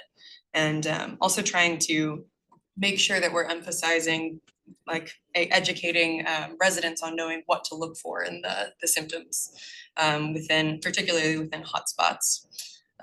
We're seeing sort of on the other end of the size spectrum, we're seeing some of the DED resistant hybrids that have been planted potentially showing some symptoms and other health issues. And so we've begun testing those hybrids just to see if we're able to get a positive test. There's been some initial possible flagging seen in other cities as well, which Daniel can attest to if there are further questions about that.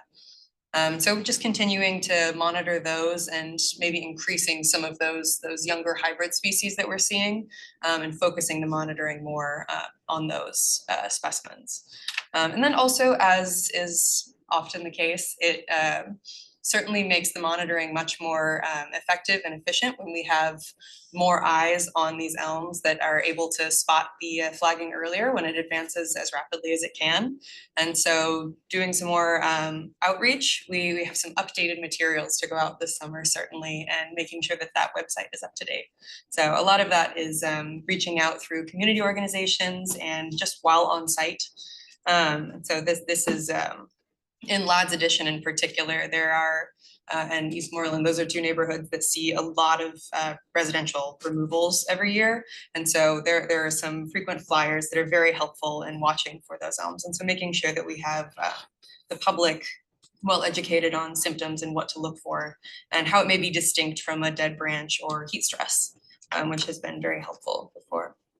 Yeah, I think are all right for some questions. I know there's a lot of info in there pretty rapidly. So on the hybrids that are showing, are those Ulmus americana, or are you finding crosses with Asian species that are in theory resistant? Where are we seeing it? These are the crosses between the American and Asian species that are more resistant. Certainly as far as we know, but we're just watching for whether or not they're starting to show symptoms, especially as they're maturing. We're just now getting to the point where we have some 20-plus-year-old examples of those hybrids that have been planted. And so we're only now really reaching a point of maturation in a lot of those hybrid species where we are able to even watch for some of those symptoms. And then the species that are known to be affected by Dutch elm disease besides americana, what are they? There's also the other primary mature elm species we have in Portland are Siberian elms. And there are fewer of those, but they're also relatively evenly distributed amongst where we have all of our other mature elms. And so those are also monitored closely as an outright susceptible species. Thank you.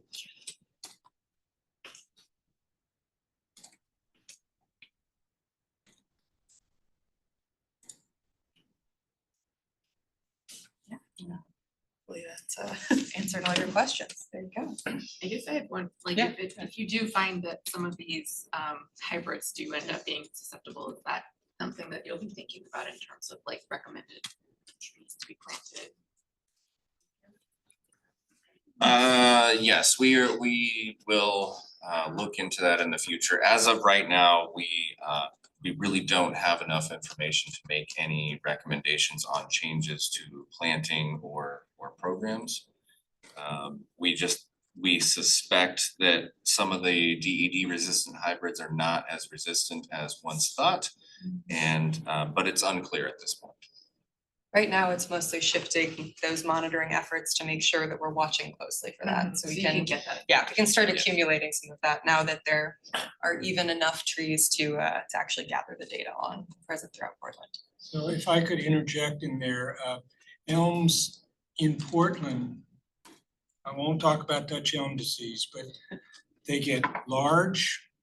They seem to do very well in Portland. Yes, we have the elm leaf beetle, occasionally a problem. But in terms of large form trees that could be planted on school grounds, I think they're a great choice, frankly, if we don't have the Dutch elm disease problem. They are not a tree I worry about watering at the regular school arboretum. And we have 1, 2, 3, fast growing. They're very helpful for the fast growing. One of the, like you can see this play out in park blocks, both north and south. But as one of the places that we have those hybrids planted are along the park blocks due to the succession plan. And so we're watching closely to how those hybrid plantings are doing amongst those mature elms too, because they do fill in that canopy very quickly. You can see how big of a difference even slowing the spread, 10 to 15 years makes a really big difference in those fast growing species.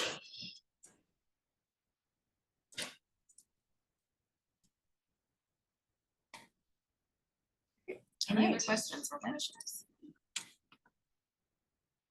Thank you Yeah, both. good. Hopefully that's a status update for us. Yeah, it's very informative. All right, our next agenda item is talking about the UFC annual reports. Yes, thank you. So a bit of housekeeping on this one. So the Urban Forestry Commission in code is expected to produce an annual report every year. The code details the requirements of it. It's fairly straightforward, but we have fallen quite a bit behind. I believe the last one might be from 2021, maybe. I think Bruce developed that one. So we're a few years behind. We would like to get caught up.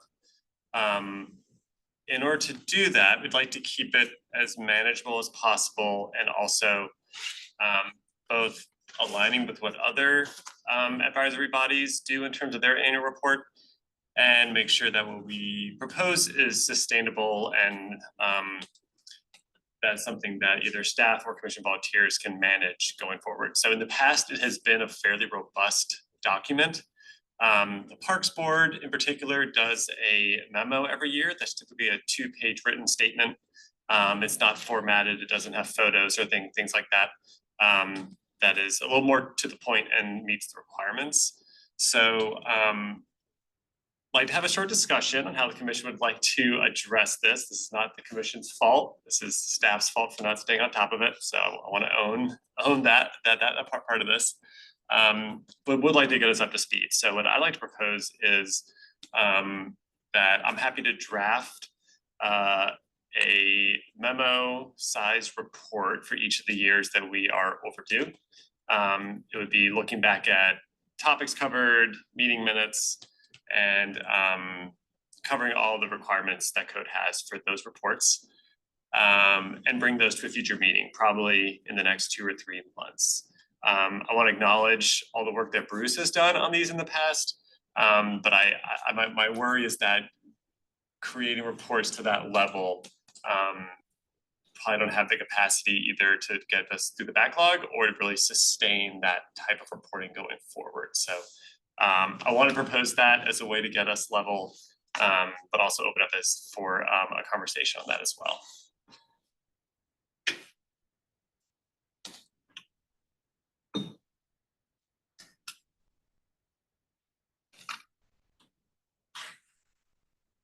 Well, I mostly want to shut up and hear what other people have to say. So I'll do that. And if I feel I need to say something, I will. I will say that from about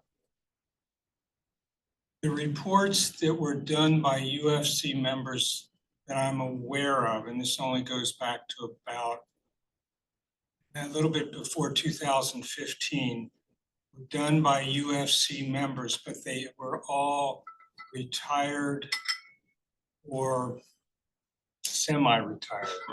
Catherine Mushel did some, Barbara, forgetting her last name, she did a number of them and I did 3. So that,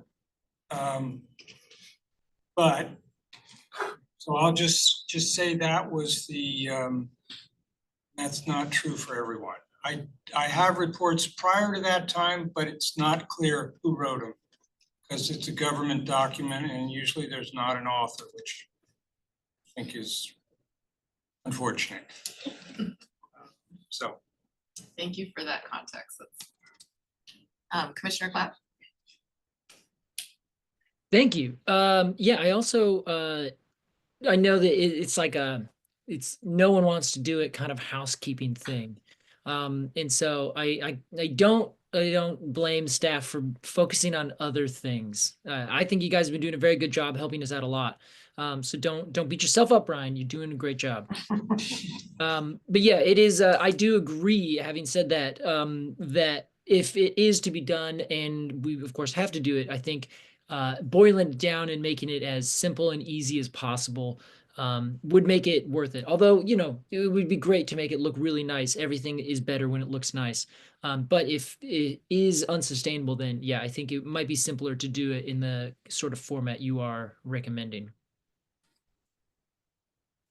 My thinking was also that if it's short and sweet, it's more likely to be read by Portlanders, which is part of the goal. Yeah. I think we all can relate to being really busy and feeling overwhelmed with a really lengthy document. And so, and also to Commissioner Clapp's point, having great infographics and visuals, I think is really effective in terms of trying to communicate succinctly to people what, you know, some of the data from the year or whatever we think is important to share. And I don't think it's necessarily faster to write something short. Sometimes it actually is harder because you have to be really judicious with what you're editing and how to communicate something clearly. So, but I think, yeah, just for the readability for the folks on the receiving end, I feel like keeping it short and sweet is probably more likely to get people to actually read it.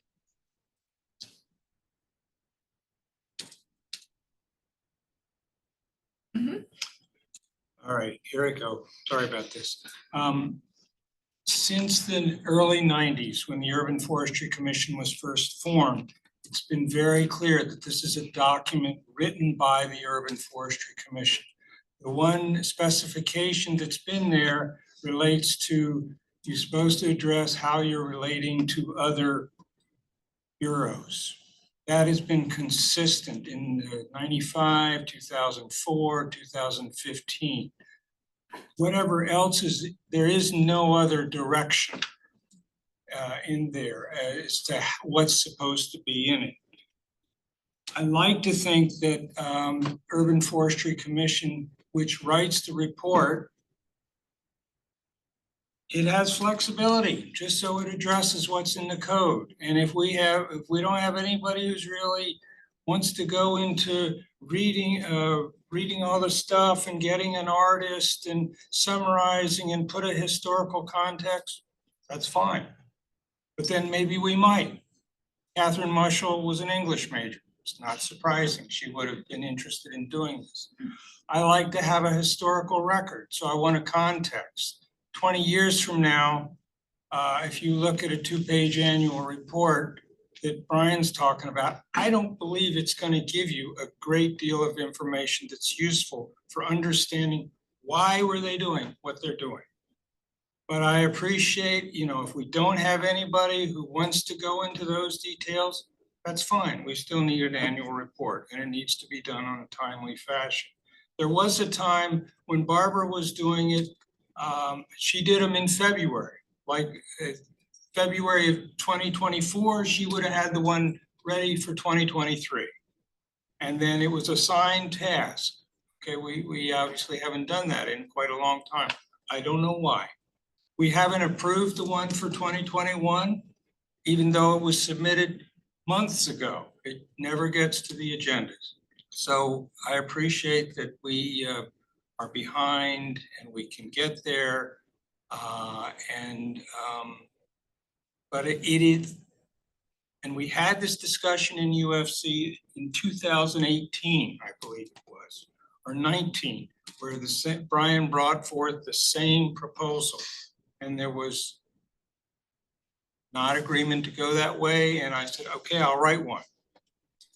So if there's nobody on UFC who wants to do it, okay, we haven't met our responsibilities. So I'm not saying how it's written, but it is our responsibility to get it done. It is not UF's responsibility to write the report. It is our responsibility as members of UFC to make sure it gets done. We delegate to UF, okay, I guess that's all right. But what is citizen involvement if we say we want the city workers to do it? So, all right, I'll shut up.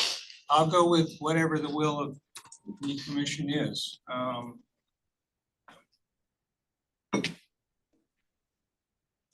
Commissioner Vandenberg? Well, what I would say, one or two things, I always try to go back to the intent, like what is in fact we are saying that we have to deliver on, and what is the intent to help guide what we do. So I would say, if we are required to do this, what is the language and what is the specifications of what we're required to do, and we should be responding to that. My second point is, we're also in a different era. I do think, Bob Salinger used to be my boss, and Bob would keep records for like 50 years, and he would go back. There is something about historical posterity, but we also live in a slightly different era. So I don't know if this currently happens, but we have meeting minutes, we have recordings, we have a lot of content. So I'm also curious within a report how we can link to or reference some of the other content provisions that we have. That could also, if the annual report is a shorter, succincter document, how we can help guide people to where other resources could give fuller content. So those are my two comments. Co-Chair Feldstein? Yeah, just cognizant that we only have, 4 minutes left, and I don't want to do what Bruce is accusing us of, which is kind of never getting to the gold on solving this. So, I'm hearing a few useful things. Brian and staff are willing to draft, at least pull together materials. And it also sounds like it's very important for commission member input. Does that reflect what the commission wants? And so I want to propose that we take staff up on the offer to at least pull together the materials and get a representative or two to kind of do a first review for the commission. And have that as a means of going forward. Love the idea of having links to other things or whatever we feel is a good representation.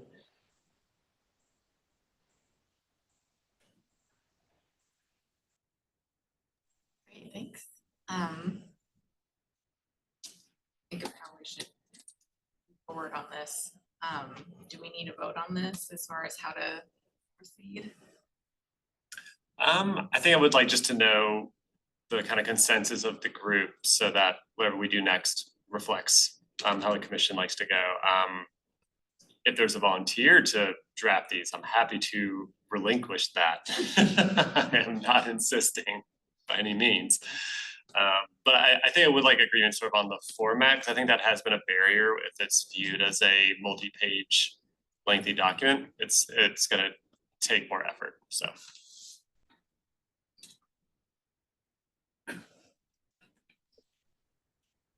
So technically, we have not approved a UFC report for 2021, 2022, 2023, and 2024. A draft was written for 2021, but it's never been considered. So we could draft the 22 through 24, it's 3 reports, and bring all of them with the 2021 for approval, and then we'd be caught up.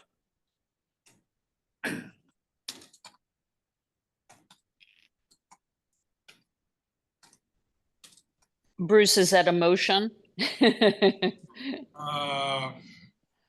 What kind of timeline is realistic though for you, Brian? What'd you say? Yeah, I would realistically, I think it's gonna probably 5 or 6 weeks to get to those. How about at the April meeting? Yeah.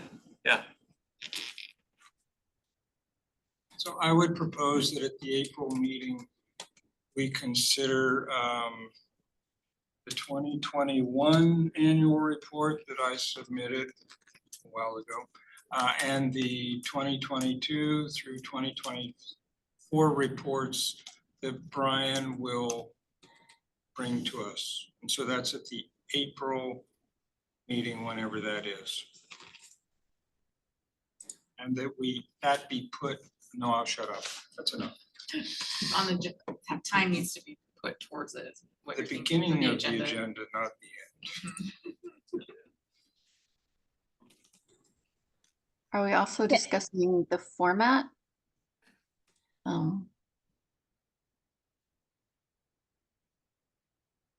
That I suggest that the reports be actually quite succinct, maybe 1 or 2 pages with links to, you know, all the recordings, all the documents. To someone's point, the public's not going to read a 14-page document for 2021. I mean, that one's already written, but I think being succinct with links for more information makes most sense moving forward.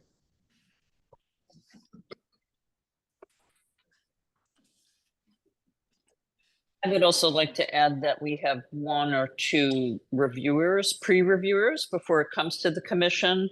Sounds like Bruce is interested. I don't know if anyone else is interested. So we're not spending a lot of time discussing, you know, detail in the commission meetings.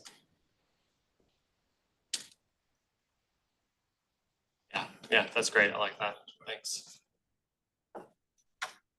I'm not sure if there needs to be a second, but I second.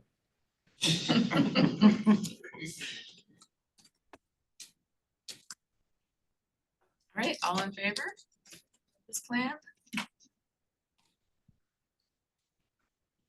Any opposed? Any abstentions? Okay. Thank you all, and I think we have to save our retreat discussion for a future agenda. Yeah, can I actually just bring up one thing just quickly so that Brian can hear it and everyone else can? We recently lost another member, Justin Meisner. So first I wanted to thank Justin publicly so it's on the records. We can say thank you for spending time with us and doing the work. But also, is there a way, Brian, that we could expedite getting any new members on? Because we are atrophying swiftly.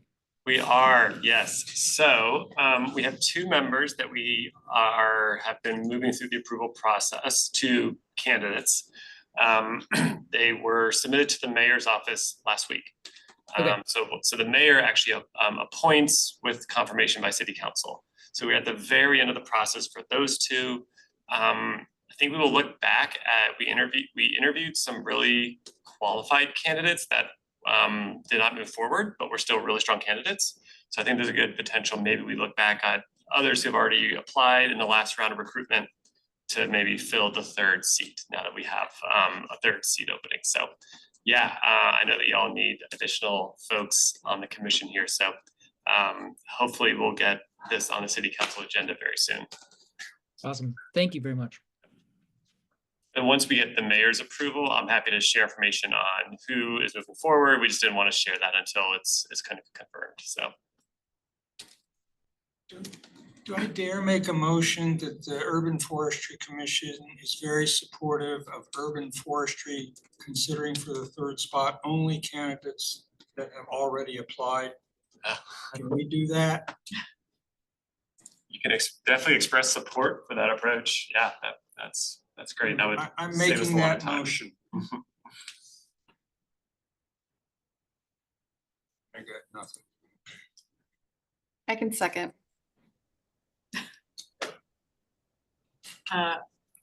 All commissioners in favor of only considering, well, I guess I just have to ask with the outreach, what do you think is possible as far as timelines and? To do a new recruitment? Yeah. Yeah, it usually takes, we like to keep it open for a fairly long time. That's the guidance that we get from the city. So it's usually open for 2 months. But then it's the city council process after that. It has to be approved by various levels. And so it would add probably 6 months, I would guess, from start to finish.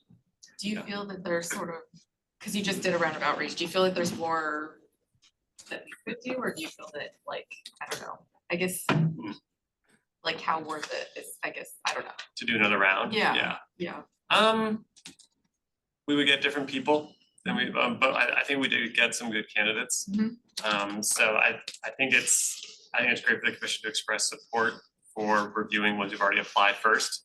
And then we don't think there's a good pool, we probably would go back for another round, but we can definitely start with the ones that we have. Okay, great. That's just helpful to, thanks. Yeah, for sure. Okay. Yeah, Commissioner Vandermark. Well, could we have a modified motion perhaps, almost like what Brian said, that if our request would be to review the pool of candidates as the first step, and if there is a great potential candidate, that we move forward with them before opening up the process. If there is not, then we do, because I trust Brian with so much, but if, for instance, it was not a good candidate, we do not want to be pushing someone forward out of an unaware motion. So I'd say kind of a caveat. Thank you. I second that. Okay, so all in favor of revisiting, reviewing, but leaving open the option to reopen if we feel that we need to. Is that all in favor? Great. Anyone opposed? Okay. That's our plan. Thanks, everybody. Cool. Thank you for indulging me for 5 hanging in minutes. A few more guys. minutes. Yeah.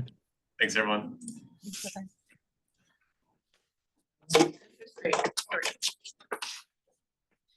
Fun time working.